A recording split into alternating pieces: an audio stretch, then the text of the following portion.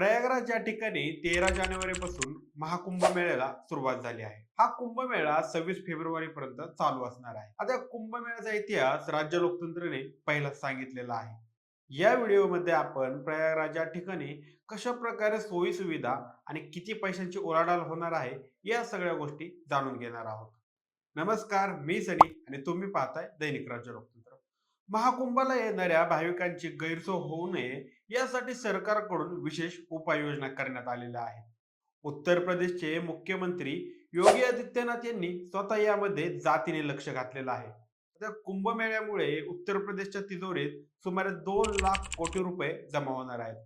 कुंभमेळ्यासाठी 40 ते 45 कोटी लोक हजेरी लावतील असं सांगण्यात येत आहे. कुंभमेळा हा भारताची आध्यात्मिक आणि सांस्कृतिक परंपरा आहे.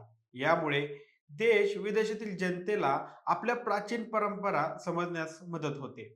आता इथे येणारे पिढ्यान्ना पिढ्या महाकुंभ मेळ्याला अत्यंत मार्गदर्शक ठरत आहेत. आणि यंदाचा महाकुंभ मेळा भव्य दिव्य आणि तसा डिजिटलही असणार आहे. आता या महाकुंभ मेळ्यासाठी कशा प्रकारे सोयी सुविधा करण्यात आलेल्या आहेत ते पाहूया. भाविकांच्या सुविधांसाठी पर्यटन नकाशा, कृत्रिम बुद्धिमत्तेच्या सहाय्याने सुरक्षा यंत्रणा व स्मार्टफोनच्या सहाय्याने प्रसाधन गृहांची स्वच्छता पाहण्याची सोय करण्यात आलेली आहे. कोट्यवधी भाविक उत्तर प्रदेशात उतरणार असल्याने प्रवासी निवासन भोजना अशा अनेक गोष्टी सोबत स्थानिक व्यवसाय आणि रोजगार वाढणार आहे. 2024 मध्ये 16 कोटी भाविकांनी काशी विश्वनाथांचे दर्शन घेतलं होतं. तर अयोध्येत जानेवारी ते सप्टेंबर 2024 मध्ये 13 कोटी 55 लाख भाविकांनी दर्शन घेतलं आहे. त्यामुळे आता कुंभमेळा हा दर 12 वर्षातून एकदा येत असतो. तर महाकुंभ मेळा 144 वर्षांनी येत असतो. त्यामुळे या ठिकाणी 40 ते 45 कोटी भाविक येतील असा प्राथमिक अंदाज लावण्यात आलेला आहे. तर यंदाच्या महाकुंभात 4 प्रकारच्या तंबूंची व्यवस्था करण्यात आलेली आहे.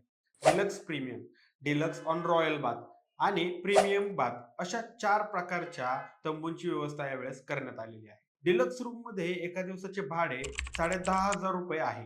प्रीमियम श्रेणीचे दिवसाचे भाडे 15,525 रुपये आहे. शाही स्नानाच्या दिवशी डिलक्स तंबूचे भाडे 16,100 रुपये, तर प्रीमियम श्रेणीतील तंबूचे भाडे दिवसाला 21,775 रुपये ठेवण्यात आलेले आहे. तर नेहमी चर्चेत असणारे गौतम अदानी या महाकुंभात दररोज 1 लाख भाविकांना महाप्रसादाचा वाटप करणार आहे. आता नदीच्या किनारी 44 तंबूंची स्थापना करण्यात आली आहे. या एका तंबूत 2 जणांची राहण्याची सोय आहे. या तंबूचे एका दिवसाचे भाडे 1 लाख रुपये पर्यंत आहे. या तंबूमध्ये बटलर पासून रूम हीटर, बाथरूम, गिझर अशा सुविधा करून ठेवलेल्या आहेत.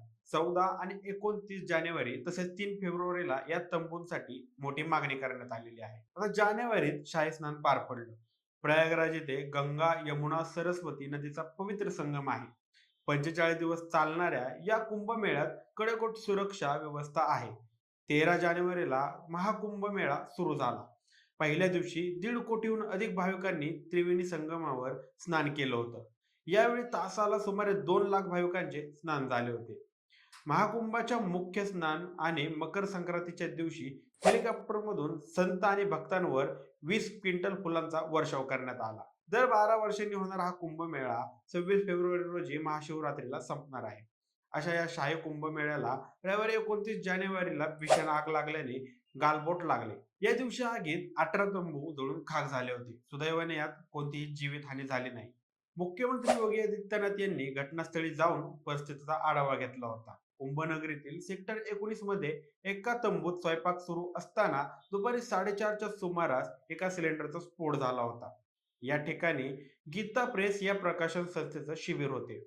आगीने आजूबाजूचे तंबू पेटले, त्यामुळे तंबूतील सिलेंडरचा स्फोट झाला होता. आता यापुढे महाकुंभ मेळ्यात असं कोणतीही जीवित हानी किंवा अशा प्रकारची घटना होऊ नये अशी आशा बाळगू. बाकी या शाही कुंभ मेळ्याच्या सोयी सुविधाबद्दल तुमची काय मते आहेत आम्हाला कमेंट करून नक्की कळवा. आणि जर दैनिक राज्य लोकतंत्र चॅनलवर नवीन असाल तर चॅनलला सबस्क्राईब करायला विसरू नका. धन्यवाद.